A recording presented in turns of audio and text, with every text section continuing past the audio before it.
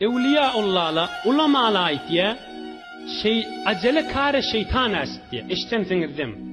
Havluqmaq şeytanın işidir.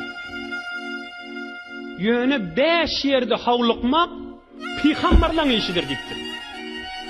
Havluqmaq şeytanın işidir. Emme 5 yerde havluqmaq peygamberlerin işi. Şu 5 yerde havluğun peygamberin idine düştüğünüz olar.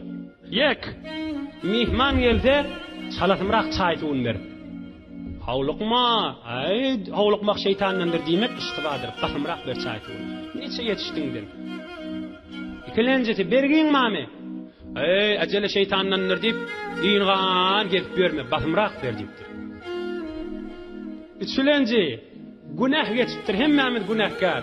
40 yaşa varsam olur. İlla varayın. On deyme deyiptir.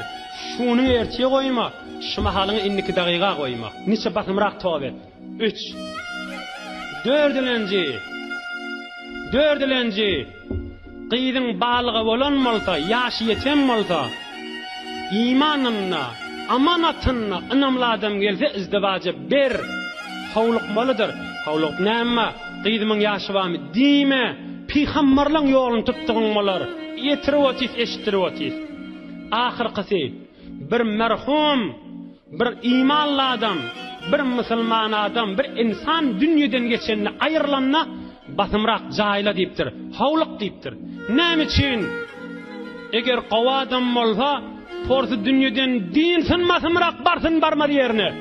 Eger telek adam bolsa da, qoy telekeligi bizim üstümüze yatmasın, gitsin qabrına başın basımraq. Bir de 5-lencisi.